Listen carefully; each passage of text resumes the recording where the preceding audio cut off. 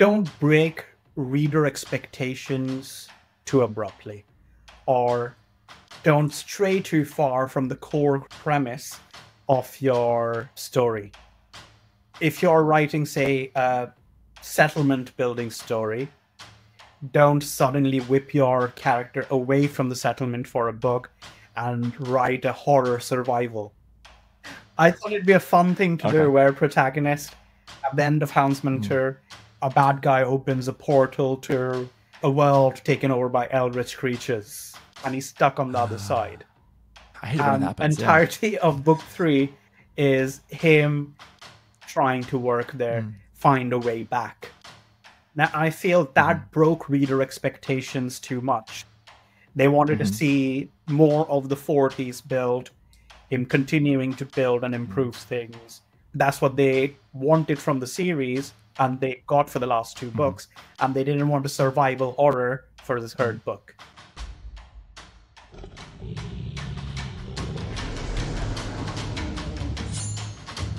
This is the CritRPG Podcast, your one-stop shop for everything litRPG, progression fantasy, and Royal Road.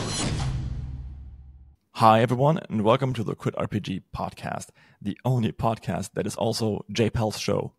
With me today is J Pal, author of many exciting books, such as, for example, They Copy Matt, which is the first book that I read, all the way up to what was it called? Apocalypse Arena. No, it's Apocalypse Arena, exactly.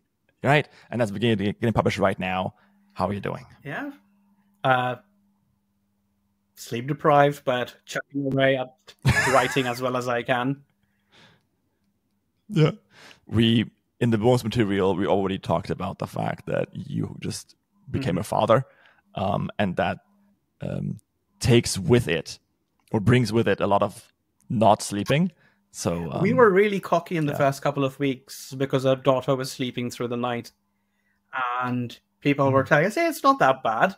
She's sleeping through the night. She's letting us sleep." And then all of a sudden, the Fire Nation attacked and everything changed. Remind yourself that overconfidence is a slow and insidious killer.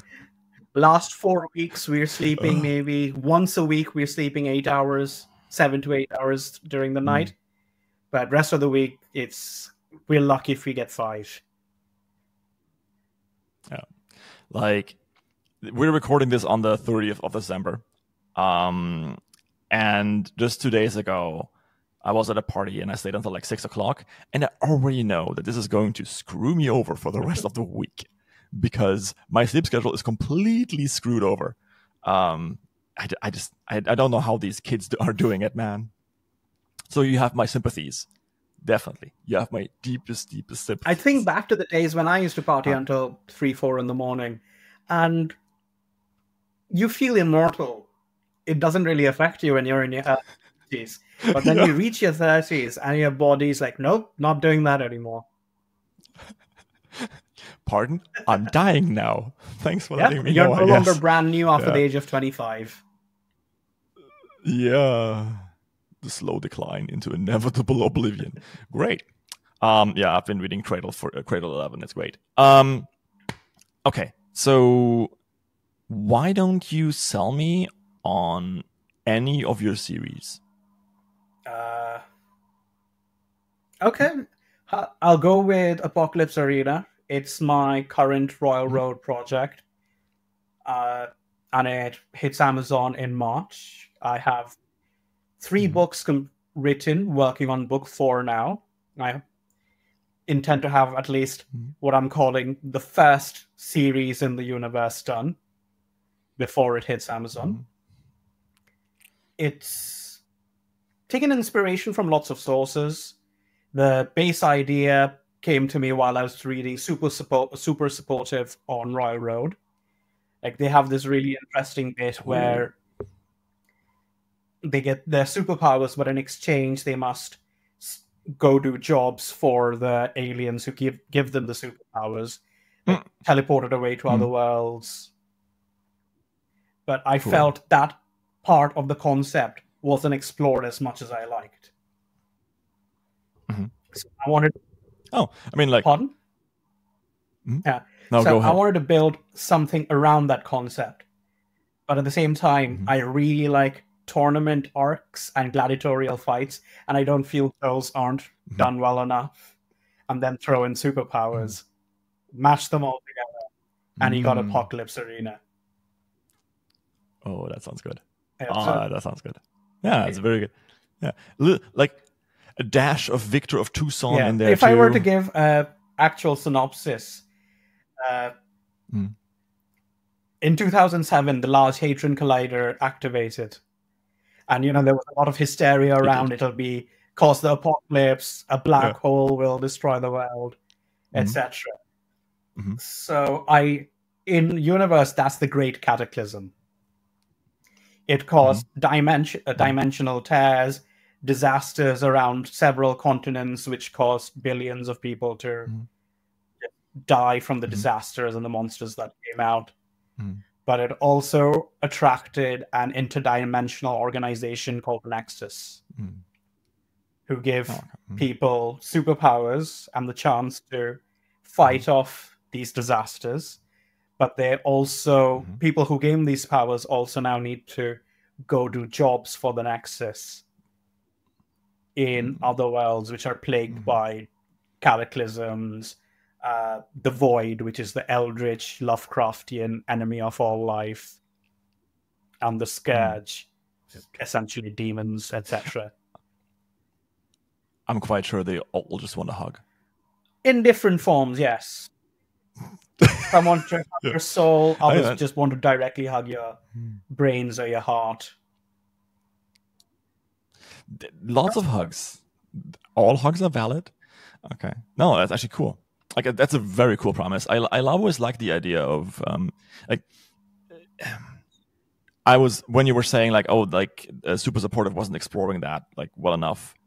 That's why every story is different, because everyone puts their focus on something else, and I feel as though there's nothing new under the sun ever, right? Everything has always done before, which is, by the way, why Brandon Sanderson is my mortal enemy, one of my mortal enemies, because every book I want to write and I'm plotting, he releases a new one that is just like it. I'm like, you take ideas from everywhere and adapt them to be your own. Yeah, right. Exactly. It's quite great. I like it. And so, okay, going back to your premise, I do think that the idea of fusing kind of superpowers and arena combat and that sort of stuff, together with the kind of almost corporate identity of Nexus, that sounds pretty interesting. So I kind of like doing a multiverse where all my stories are somehow connected. So and Department of Dungeon Studies ends with the creation of the Nexus. Ooh, that's cool. Oh, that's nice. Oh, I like that. That's far cool. enough set universe. The protagonist of Department of Dungeon Studies at the end of the series essentially becomes a sort of god of time and space. As you do. And he creates the Nexus to help other universes fight the common enemy. That makes sense. To be honest, I would do the same thing, really.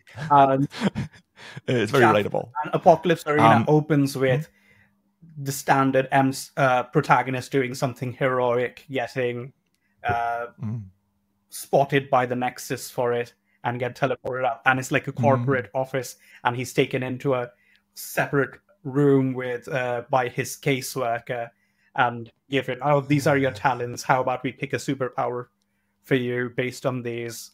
What kind of path do you want to take? That's cool. And that's the Nexus that sends you off on jobs. And then there's Apocalypse Arena, which was it is sort of an AI which has become its own thing, and it gets people to fight of different worlds. The objective is cleansing destroyed and fallen worlds, Void of the Scourge, by having two superpowered people fight on there. Oh, okay. So is it because I have been reading Cradle right now. This is not a direct comparison, but like they have like this concept of like the way where like the more people who are connected to the way are like in there, like the more solid the world gets, like kind of something like that in the fighting, or is it more like a cleansing fight thing? Cleansing would be very accurate. In fact, the big event of book 3 it is called the cleansing, where 64 super powered people are put on a planet in teams of 3 or 4, and they have to fight their way to the source of the corruption. Fight each other, fight monsters, and make it to the source of the corruption. And the final team standing gets the reward. But in exchange, the AI has helped cleanse this world of the corruption. So it's now ripe for the Nexus to resettle. Oh, that's cool. It's kind of like I wanted to joke. I want to say like 64 people, but they only get one mob. Pretty much, yes. Yeah, that is ridiculous. No, that actually seems right. Like, that actually seems like it's a really cool premise. And I think we're gonna see more of those too. Like, so you said you have 4 written already of that. I have 3 books written. 3rd book completes on Patreon this week, and I start writing and posting book 4 in the new year. That makes sense. Okay, cool. Like I have potential for more books. So I've been building to the end of book 4, where protagonist gets a choice: stay on Earth and fix things, or leave and resettle a new world. He gets a choice at the end of the series, at the end of book 4. And writing at the end of the day is also a business. So if it does well on Amazon, he in resettling and build expanding. If it doesn't, it's a nice, I believe it's a really nice ending, getting the option and going off to paradise to resettle. Okay, yeah. Like, this is such a good segue into the whole, like, into one aspect I've not talked about so much, but about the whole almost biblical allusions of isekai novels. But I want to really talk about why and how did you write this book? Like, it's actually usually my first question, but you already mentioned kind of like the plot and why it's awesome, and I really want to read it in the next couple of days. But what made you write this novel in particular? So generally, when I pick up a new project, I have lots of different settings I want to explore, and I have lots of different characters I'd like to explore. I have a giant spreadsheet of just settings and protagonists that I want to write. This might not be an actual superpower that I want to write, but a style of protagonist. So the protagonist here called Nil, he's a nurturer. Instead of being someone who's striving to get the strongest or the richest or the biggest, his objective is securing a future for his people. So I haven't written that kind of protagonist before. I've written survivors, I've written businessmen, I've written just straight up someone who just wants to move to the countryside and have a quiet life. But I wanted to write a character whose sole objective is to make life better for his family, whether it be biological or adopted. I do. There's a very distinct lack in the last 2 years of main characters that just do the right thing because it is the right thing, right? I mean, it is realistic. Very few people do the right thing because it is the right thing, because mostly it is very costly to do the right thing, and there's always a decision, right? To be honest, in litRPG, people don't fail that decision often, because if they do, people don't stop reading the book. But I do like that you actually went that way to write a guy or a person who just wants to do good. And He's also selfish to some point because he's specifically trying to do good for people he cares about, as opposed to the general good. But that's to the point that he's being told, given he's working for the Nexus, he's been asked to do a job which he doesn't have to do if he doesn't want to. But he's bargaining. Like in book 3, he bargains for his little sister and cousin to get an opportunity to go train somewhere where they'll essentially learn to become cultivators and become powerful. Nice. Instead of just ambling through the Nexus, the Nexus's power system themselves, instead of tangible rewards for himself. Yeah, which is nice. He gets the rewards for the labyrinth. Like he picks out stuff for his cousin, his friend, his girlfriend, and he only takes a small part of the reward to actually improve his personal power. Yeah, that makes a lot of sense. I mean, sorry, as a railroad reader, of course you know what I have to say. MC makes stupid decisions. 0.5 stars. He should have killed his sister immediately. What? Yeah, like I've been thinking, and I've been plotting to write a super spy. That sounds good. Right, like kind of like James Bond getting isekai'd. That could be fun. But more like gun fu and like that sort of stuff in it. But espionage is always fun. Like in Department of Dungeon Studies, I have a lot of corporate espionage with people trying to sabotage MC's business and the protagonist sabotaging his competitor's business, stealing secrets, not from each other. It's a lot of fun. It's a lot of fun than the actual dungeon diving and that sort of combat.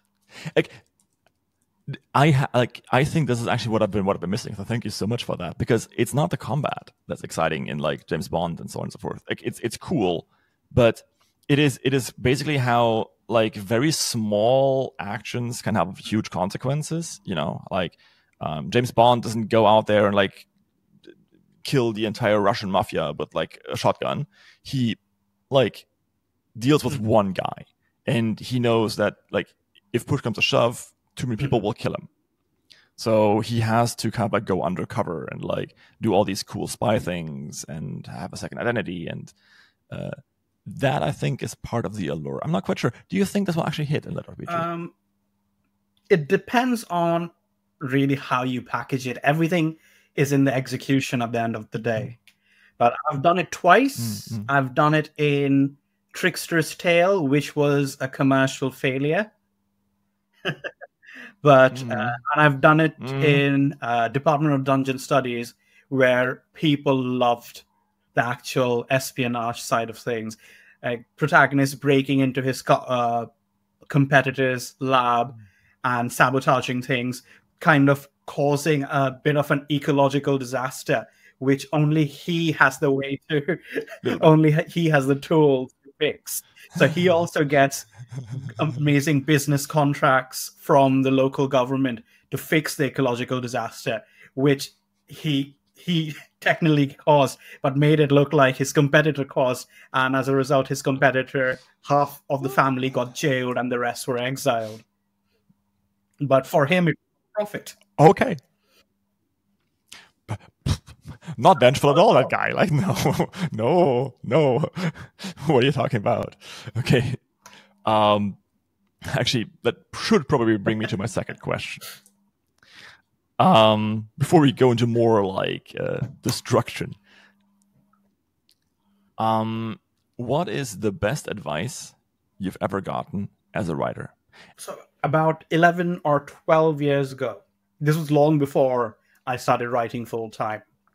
I was still in university. I think it was 2014, maybe 2014, 2015. Neil Gaiman did a talk at my university. Ooh, nice. And a piece of advice he gave really stuck.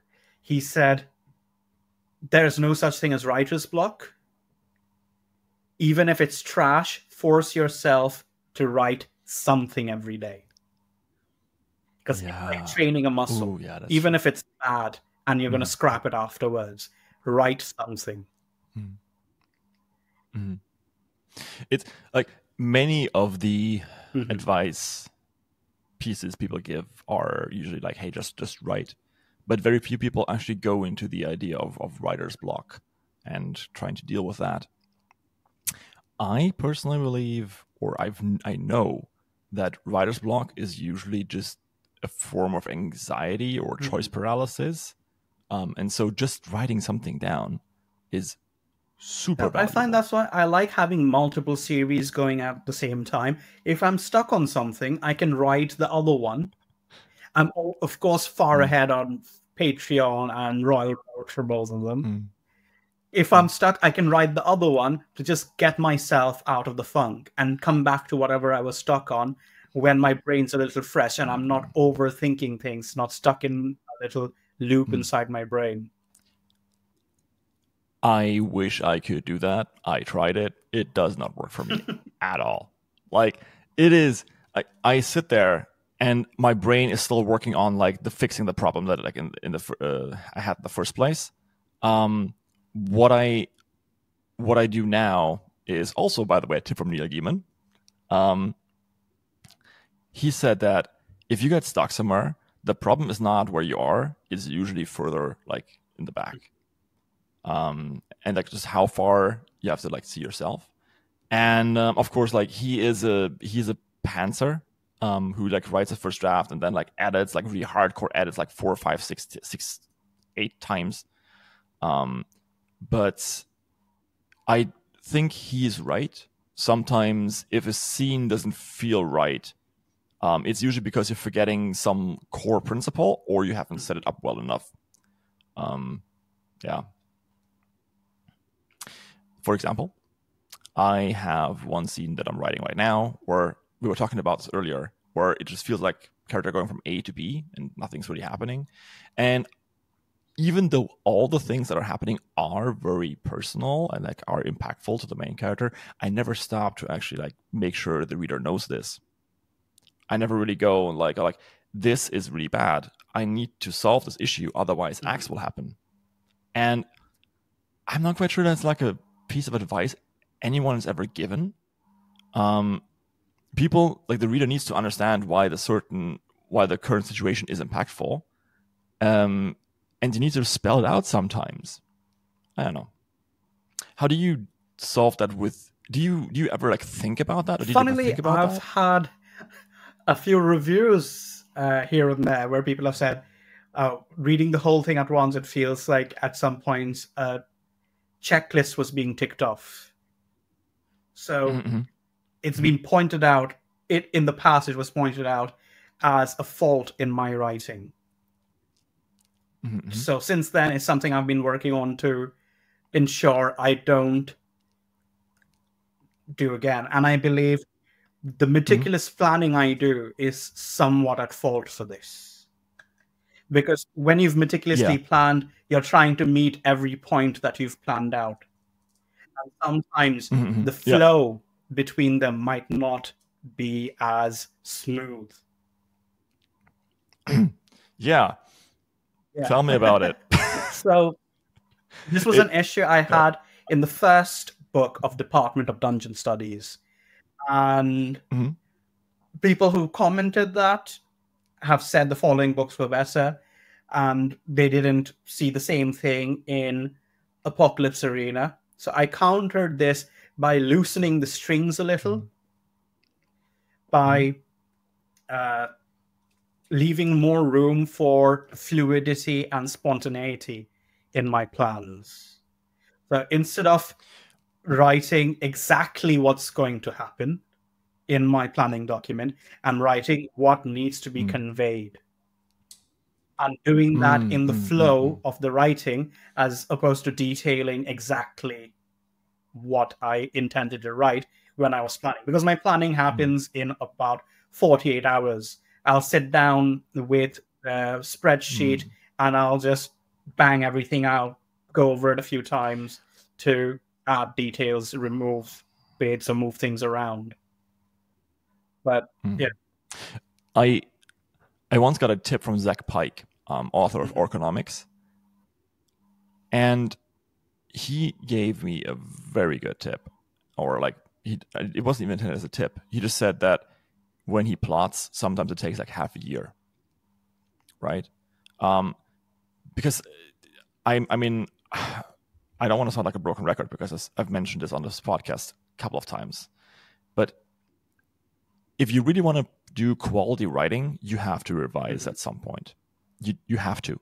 Like releasing first drafts does work for some people. Like absolutely no offense, like Zogarth or First the Fire, they're great. They're awesome. They're awesome at what they do, and they're making a lot of money with it. But it's a very small niche of people who want that stuff, right? And if you want to like go into the League of the Dinamans and the and Shurloons and that kind of space, you have to revise. So Shirt really like does so well because he basically rewrote his first 3 books, the entire thing he rewrote from scratch, and like made sure it's like it sticks super hard, and that's why people like stick with a story and like kind of go through with it. Also because of the story is not bad. Yeah. It's not bad either. Eh? But Dinnaman rewrites a chapter 20 times and then picks the best one. There's so many different ways, and when people are saying like, oh, I don't plot, I just pants, then they pants the first draft, but then they do the plotting afterward, right? But you can also plot at the beginning, where you just take very, very rough ideas, like rough sentences, and tell the entire story in those rough sentences in whichever way you prefer, and then you do the dev edit.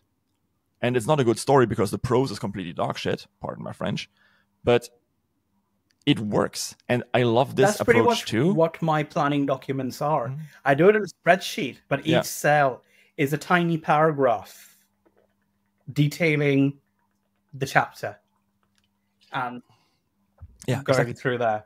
Because I'll be honest, I do not have the patience to rewrite a chapter 20 times. I do not have the patience or the motivation to do that, because I'm not super on the spectrum. I'm slightly on the spectrum with a little bit of ADHD. My attention span just isn't going to last that long. However, I put in the effort, especially with the first 15,000 words of a book, because the first 15,000 words is when you need to, is the limit of maximum limit a publisher or a reader is going to give you to hook them. Ideally, you want to do it in the first chapter, but you need to keep that tempo going at least for the first 50 pages, which is approximately 15,000 words. Yeah, so absolutely. That section, like for this new project that I'm working on, I've been through the first 12 chapters so many times. I've rewritten the first 3 a bunch of times, at least 5 times. The following 3 another 3 or 4 times. And since then, I've just been going at a decent pace.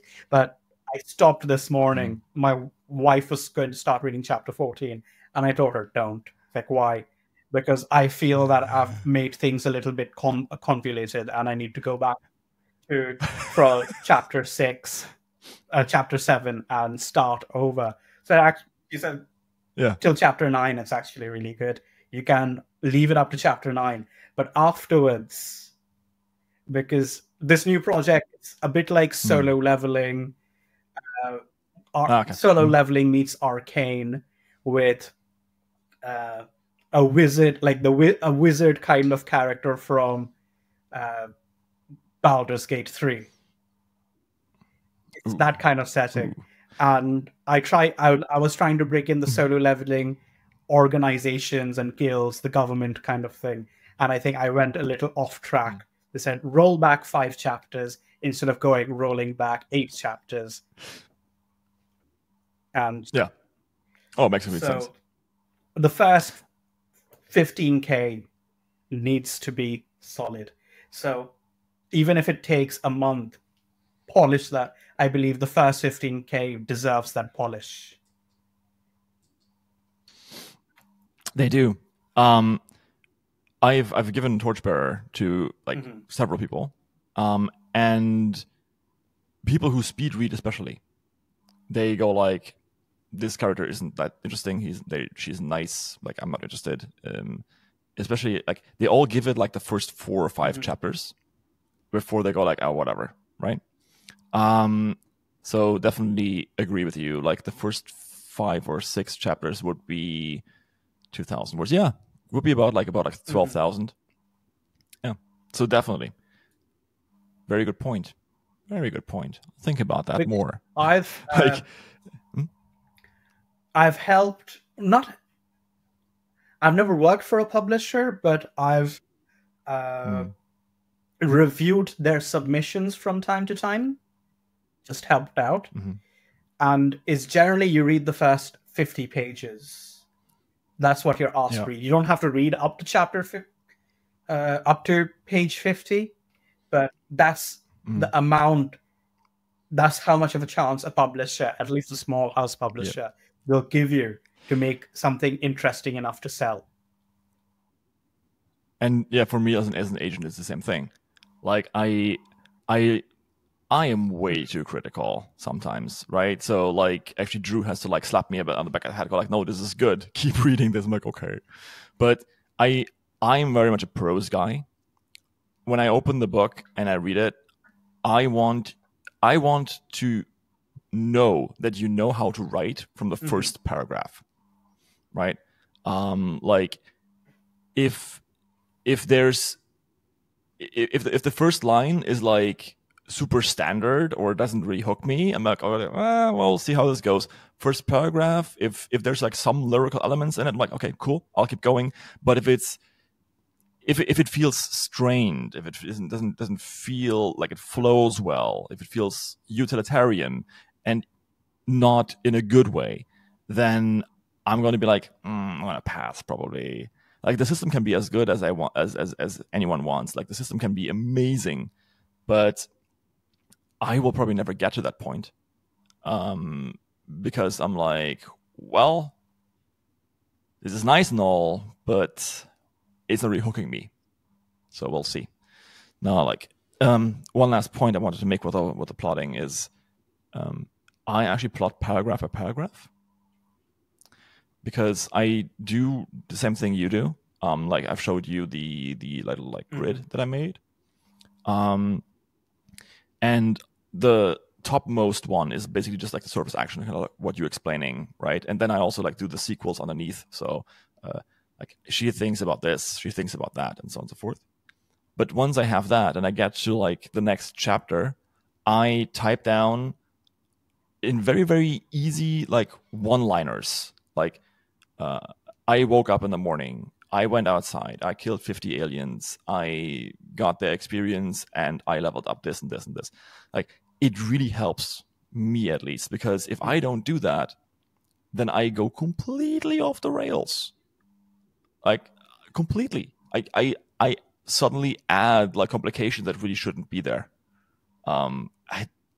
I don't know how other people do it. I've talked to many people about it.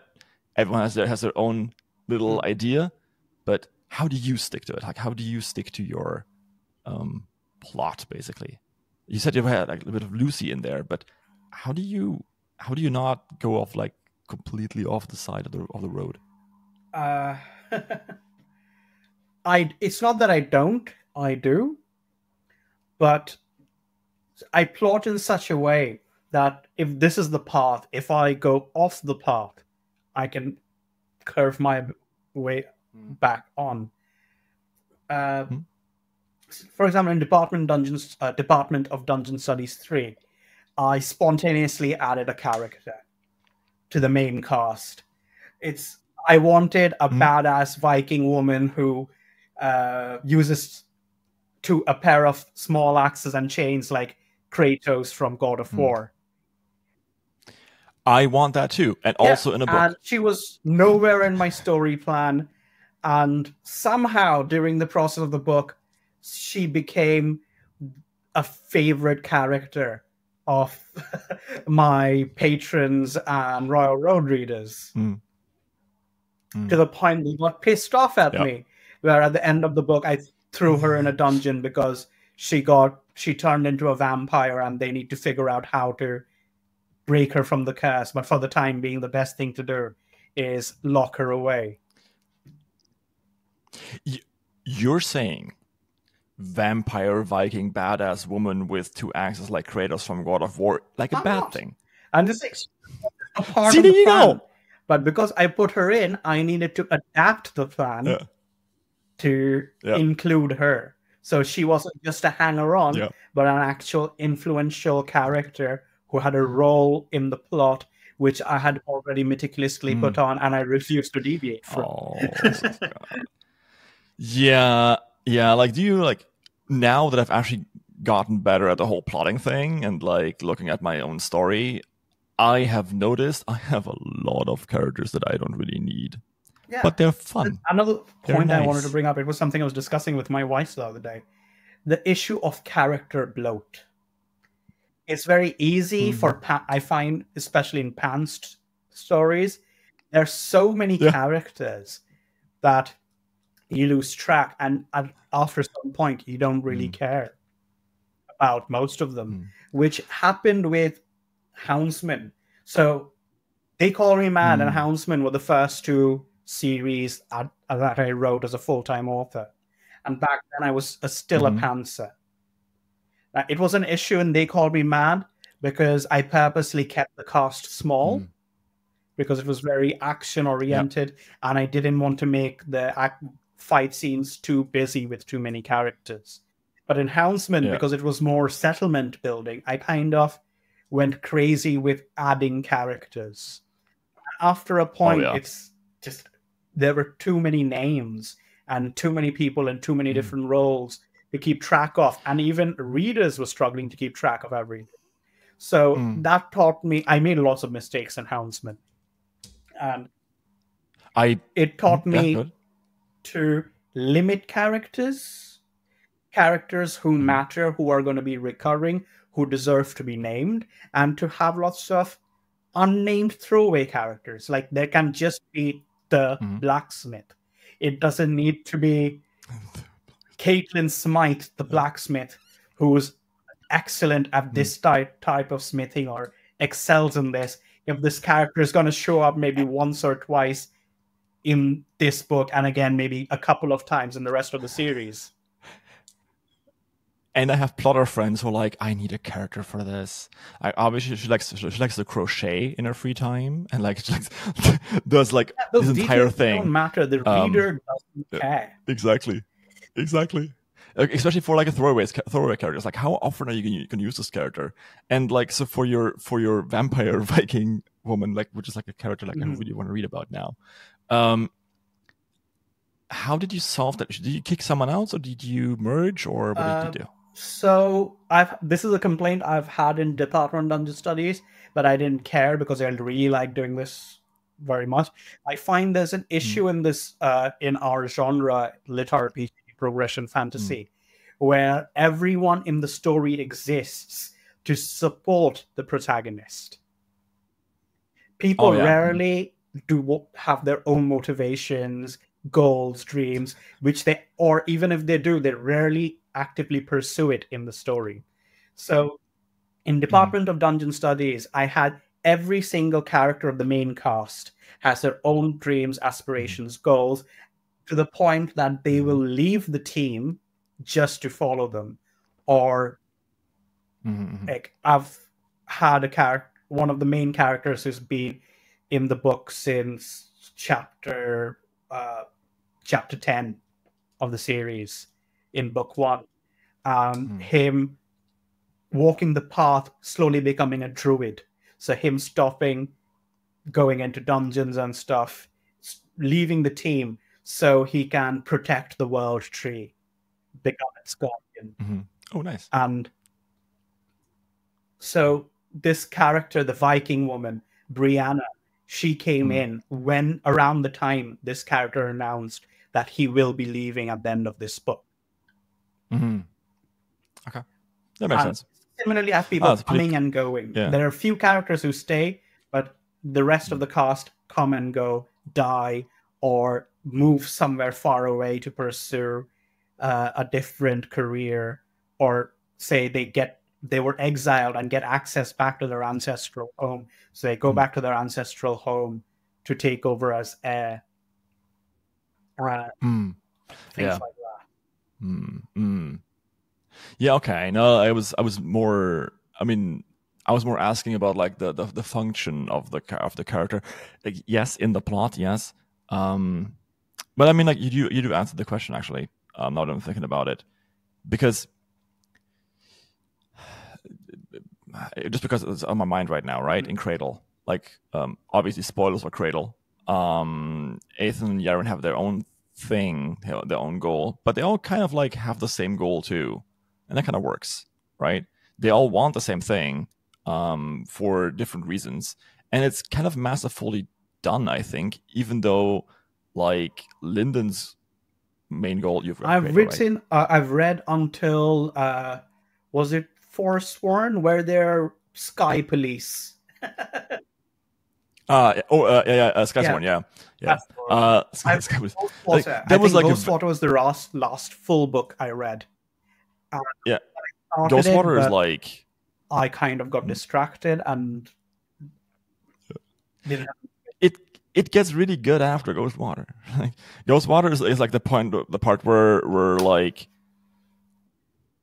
Will Wright was always very quick with it, like very quick with it. But I mean, like just like this like brief stint at the Golden Leaf School or whatever it was called, that could have like taken 2 books for any other character, for any other writer. But he was like, yeah, he goes in there, he doesn't like it, he goes. That's like this. But in Ghostwater, he kind of realized like this is not going fast enough. So he kind of like cranked it up. But still, all of these characters have kind of like the same goal, and I think one of the interesting parts of it is that they all kind of struggle with not getting left behind, or not being left behind, something like that. And I think that actually makes it very interesting because they do help each other out while also respecting themselves as like fully fleshed individuals. And yeah, basically I'm agreeing with you. I'm just like trying to give another example. Can a team of has-been teen idols save the world? Find out in the new series Boy Bands and Dragons. When Neverboyland is sucked into a magical world, their reunion takes a back seat to staying alive. But if they can get over the past drama that drove them apart, they may find that even pop stars can be heroes. Come and discover your new favorite read. Our comeback tour is Slaying Monsters, the first in the Boy Bands and Dragons series by Kim Smuga Otto, dropping on Kindle Unlimited, October 25th. But we should probably move on to the next question, because I always screw up the time frame on these. What's one thing that you've learned while writing that you do differently now, or would do differently in a future work, or that you would go back and change? So again, I'm going back to Houndsman with this one. Don't break reader expectations too abruptly, or don't stray too far from the core premise of your story, because that's pretty much suicide for your series.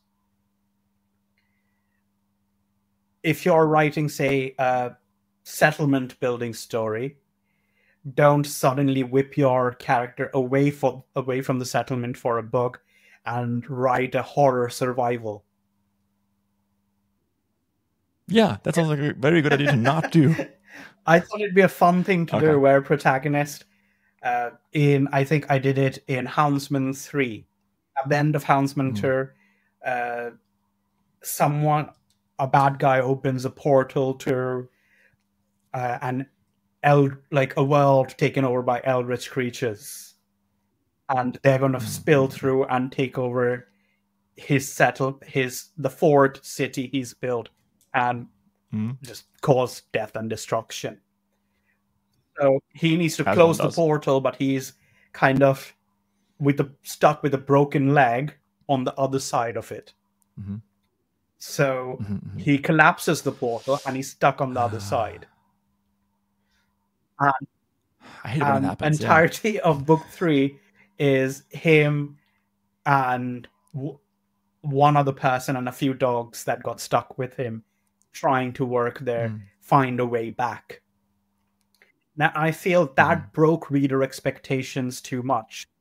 They wanted to see this more of the fort he's built, him continuing to build and improve things.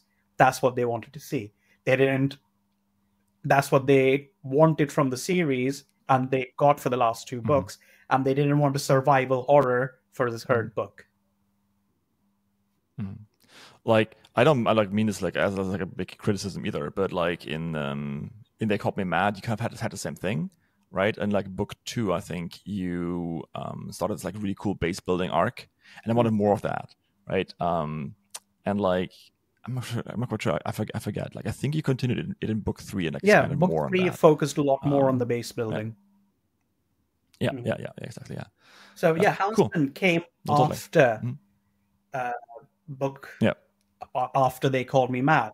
And there was, I don't know if you remember They Called Me Mad, there was a character called Wolfcano who summoned dogs and cats, powered dogs and cats to fight for him. Yeah. Houndsman was basically a build on that character. People really liked that character. Yeah. So I decided to do a series dedicated to that character. Or a similar character. Oh, that's awesome. Yeah, like... Again, we're talking about like these kind of like characters just doing the right thing because it's the right thing to do, and I think that's like it's such a nice archetype to have, right? Characters just like seeing something bad and then doing something about it, even though they don't necessarily have like something to gain from it, right? But maybe I'm just a bit cynical because I've been writing like kind of like an asshole.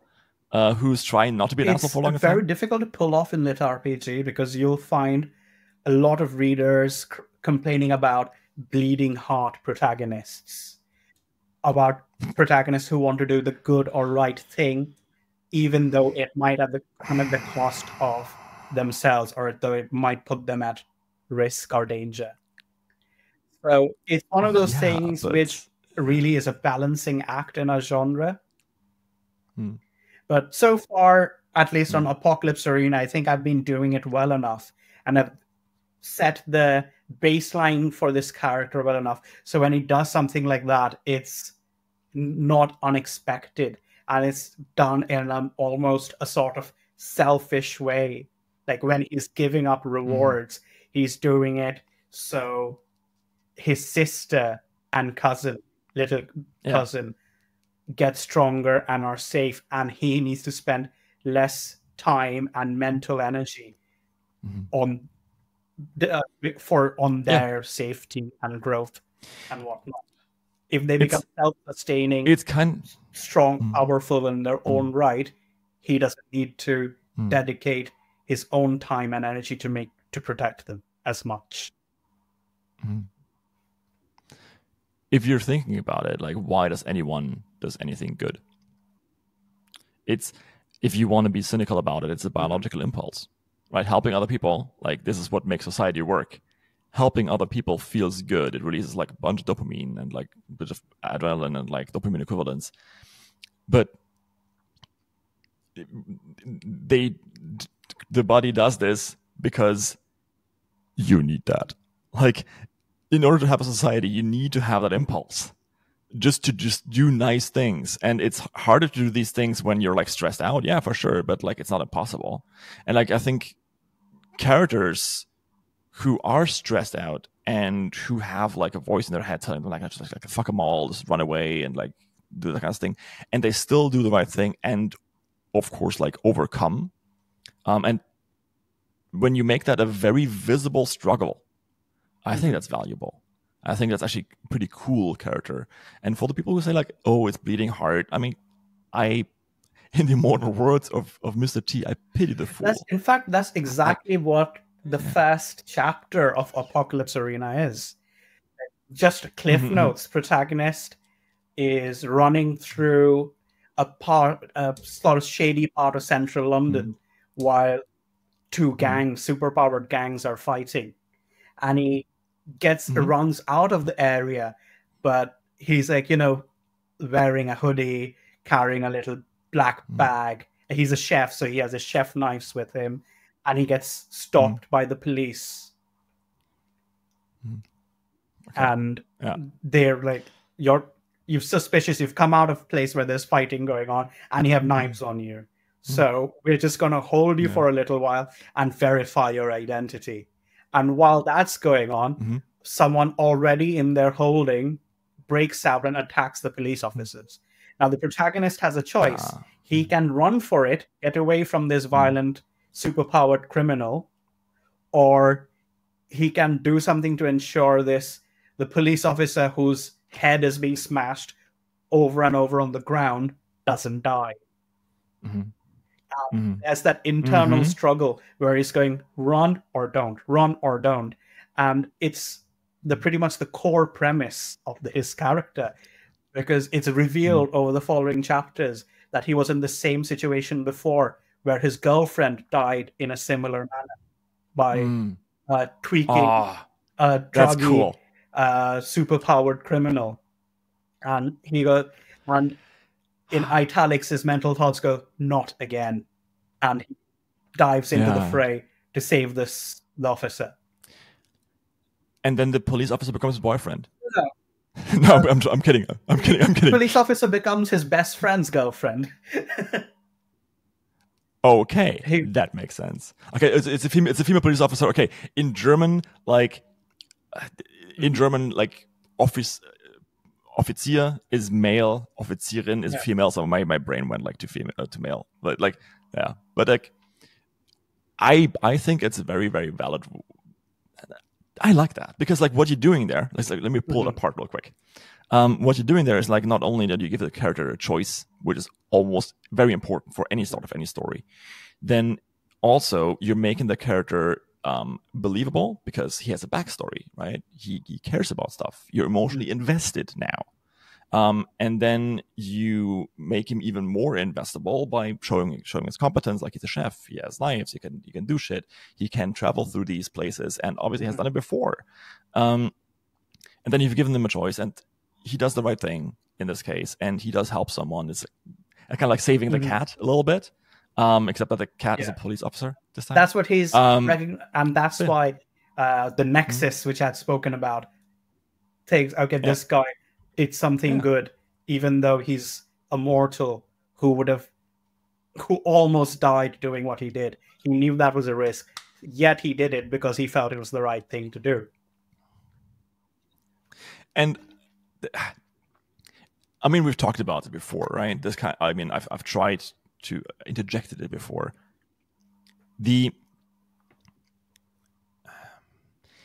almost kind of paradisical, kind of like New Testament, like religious influences on litRPG, but they're not Christian per se. Like they also exist in Japan, where famously they're not a Christian country. The idea of getting rewarded in the next life for the good that you did in this one is very pervasive in all isekai stories. Not so much in Portal Fantasy. There's more curiosity. But in isekai, you often have the main character dying when they do something good and then getting reborn. And then, reaping the rewards in the next life. I think Brandon Sanderson has like a talk about this where he briefly talks about isekai novels. And he says like, hey, it's basically the idea of getting rewarded in the next life. Especially if you're like, you're becoming a farmer or a fisherman. Like shoutouts to Casual and Haylock. Hi. Yeah, I think it's a very, very deep seated fantasy of the human race that like suffering is not meaningless. I forget the word. There you go. Thank you. Yeah. And yeah, in your case, it's not an isekai, but people like there is a higher force that rewards selflessness. I like it. Like, what's there not to like? So, question number 4. What's one book that you love and why is it awesome?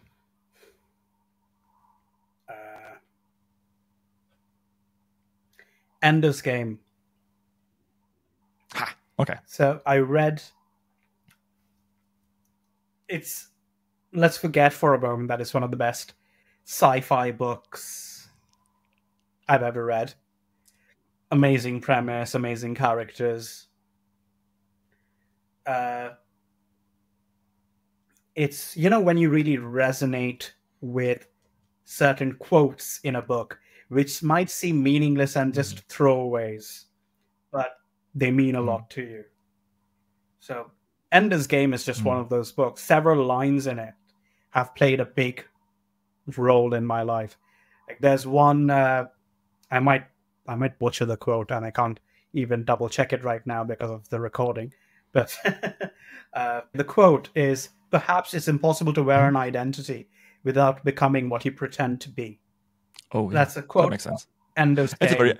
And I found that really, it's in the book, and overall it's treated as a throwaway line. But I found it really impactful in all aspects of life. And you pretend to be an author, you become an author. You're a teenage, 15-year-old kid with a big puberty stash and really low self-esteem, but you pretend to be confident. You're confident. You pretend long enough, and the confidence just becomes a natural part of you. It is literally fake it till you make it, right? And it is so interesting that this actually kind of works. I don't want to go into too many details, but a friend of mine recently gave me this advice, or a couple of friends actually gave me this advice, and I said like, hey, just I was dating, but then like I got ghosted a lot, and I was like, why is this not working? I'm so bad. You know what, having a bit of a bad time. And friend was like, hey, just go into slot mode. And it's like, what the fuck? Pardon. What the hell is slot mode? And he said, pretend your mind has a sliding scale, put confidence to 100 and standards to 0. And I said, wait, there are other modes? But actually it kind of worked. This is not like a dating advice channel at all, but just assuming that you're good enough and assuming that you're okay actually helps. It's funny how many straight men's formative actions happen out of the pursuit of the opposite gender. The Ender's Game quote was also came into action with me trying to hype myself up to ask out my crush at the age of 15. Yeah. And I feel that though, like in the context of Ender's Game, it's maybe even like a warning quote, right? Like, oh yeah, you can only pretend to be like this like gruesome murderer warning for so long quote, to become it. Here I am turning it into a positive life affirmation. There you go. Like, I'm going to talk to you about this in the after show, because there's a book I really want to write, and I want to talk to you about it. But we should, at this point, I think we should go into shoutouts because we're running out of time for the YouTube episode. So shoutouts. Who do you want to shout out? And why is it Red and Steve from Avon? Oh, they're pretty great. I am where I am now because of them. When I was trying to get They Called Me Mad published, I spoke to quite a few publishers but they were the ones who believed in the story the most. The others wanted me to change a number of things, increase the amount of litRPG in it, or just add fluff to get the word count to a certain amount. But Rhett and Steve are the ones who are, yeah, it's good as it is. Just, you're clearly doing well with it on Royal Road with what you already have. So instead of ruining a good thing, trying to turn it into something else, just continue on the track you are. And yeah, the rest is history. Who else do you want to shout out? That's one part of your questions that I really didn't give much thought before. There's a really good author friend of mine, Alex Maher. I really like his series, Hedge Wizard. Yeah. Yeah. Okay. I mean, you can do one more. I'll have to. I don't want to torture you, but you can do one more.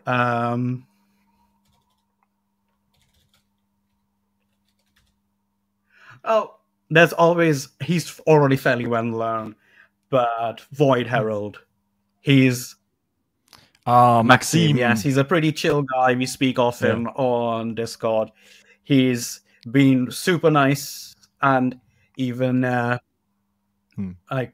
exactly proofread, beta read my new project's opening chapters. I did 2 different versions of the same concept, and he did both when he didn't have to. He's an awesome guy, and I love his stories.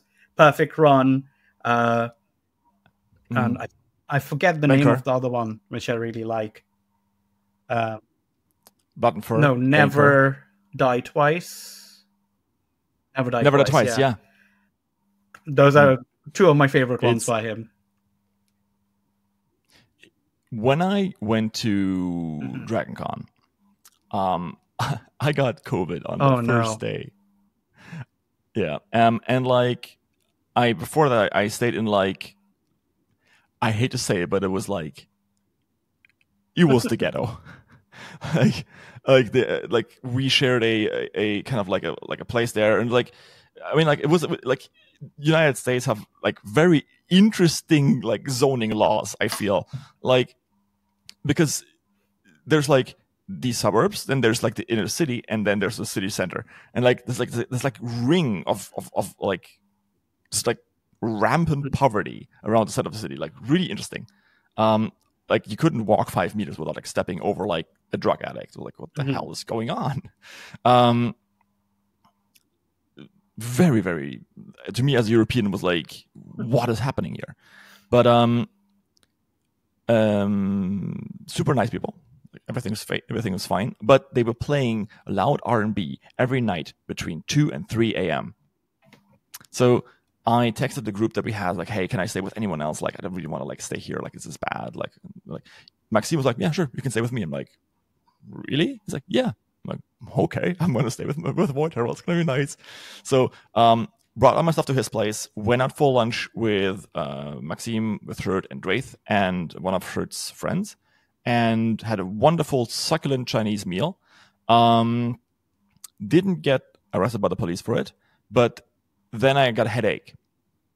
And it's like, hey, Maxime, can we go back to your place? I'm going to lie down. So I laid down, woke back up with like a fever and shivers. I'm like, no.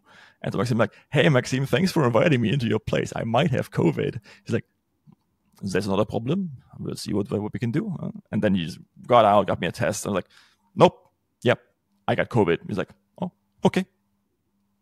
Like, I thought that like anyone else would have been like, hey, like, oh, can you go back to your own place? Like, I don't want to get sick, or like, what are you like? Oh man, that sucks. Like, how can you go back to your own place or something like that, right? But he's like, no, you can stay. It's fine. Like, no worries. Like, just wear a mask, please. Like, oh, yeah, okay, cool. And then like, he has like, what do you want for dinner? I'm like, I don't know, soup. He's like, okay, I'll get you some soup. Like, this guy fed me. He let me stay at his place. for like the entire 5 days, didn't charge me a fucking cent for anything. He's a fucking saint, and I will not stop singing his praises. He's an awesome amazing. Yeah. And he also wore like one of those like really French shirts the entire time. Like different shirts, but like, you know, like the one with the rings. But yeah, I guess I will not stop singing Maxime's praises. He's a great, great person. So thanks for shouting him out. Okay. With that being said, I think we're over the time for the YouTube part of the podcast. Do you have any last words for the public version? Nothing I can think of, mate. Okay. Cool. Well, with that being said, thank you very much for being here. Do like, subscribe, hit the button. You know the drill. I haven't said this in a very long time. If you want to support the show, check out our Patreon. There's like an hour of bonus content for each hour of podcast that we have publicly available. We mostly talk about, life and other stuff, and also like more advanced writing strategies that don't really fit in the main podcast. Thank you so much for listening and or watching, and I'll see you next time. And if you're on Patreon, then the show goes on.